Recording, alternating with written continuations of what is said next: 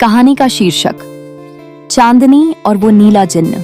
कहानी एक छोटे से गांव धूलपुर की है। वहां एक बेहद गरीब लड़की रहती थी, चांदनी। नाम तो राजकुमारियों जैसा था, पर उसकी जिंदगी गरीबी, अकेलेपन और तिरस्कार से भरी थी। माँ बाप बचपन में ही चल बसे और चाची ने उसे केवल काम करने के लिए पाला। चांदनी दिन भर खेतों में काम करती, मवेशियों को चारा डालती और रात को अकेले छत पर आसमान निहारती थी।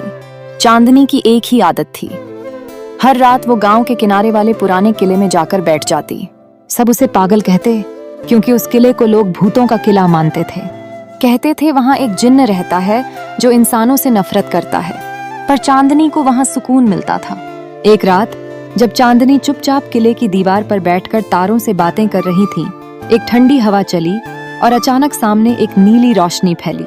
रोशनी के बीच से निकला एक लंबा नीले रंग का अजीब सा आदमी।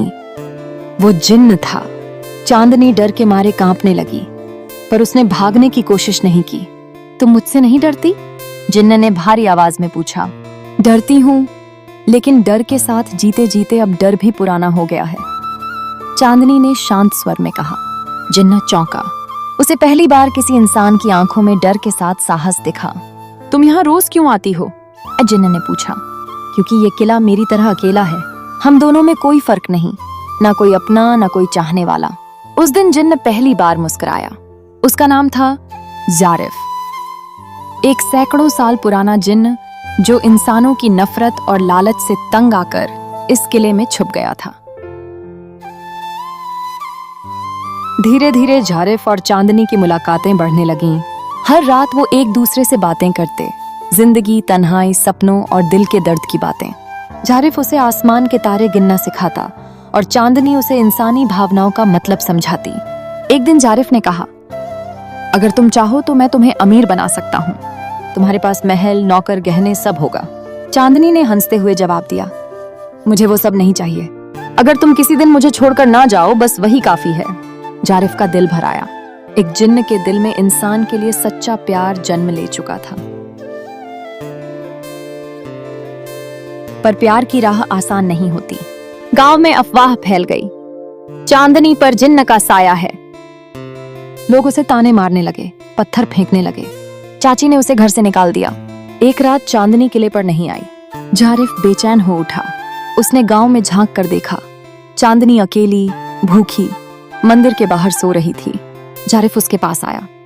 तुम चलो मेरे साथ, मैं तुम्हें अपने लोक में ले चलता हूँ। वहां ना भूख है ना दर्द। चांदनी ने उसकी आंखों में देखा।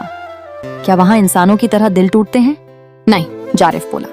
तो फिर मुझे ले चलो। जारिफ ने अपने जादुई संसार के द्वार खोले।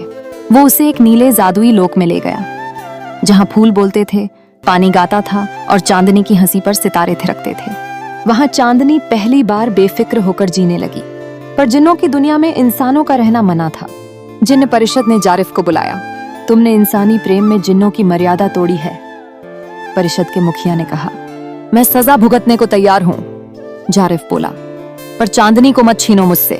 परिषद ने निर्णय सुनाया, या तो जारिफ चांदनी को वापस मानव लोक में भेजे, या खुद अमृता छोड़कर इंसान बन जाए।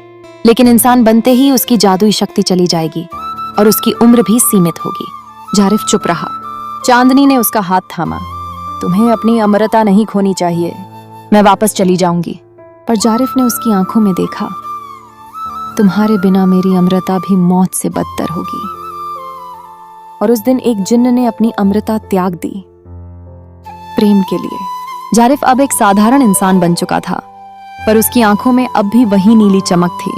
चांदनी ने उसका हाथ थामा और दोनों वापस धूलपुर लौटे। गांव वालों ने उन्हें अब भी तिरस्कार की नजरों से देखा, पर उन्हें फर्क नहीं पड़ा। उन्होंने गांव के बाहर एक झोपड़ी बनाई और वहीं से चांदनी फूलों की माला बनाकर बेचने लगी और जारिफ लकड़ी का काम करने लगा। उनकी जिंदगी कठिन थी, पर हर रात जब चांदनी उसे देखती, कहती, तुम जिन्न से ज्यादा खूबसूरत हो अब। और जारिफ मुस्कुराकर कहता, क्योंकि अब मेरे पास दिल है और तुम उसमें रहती हो।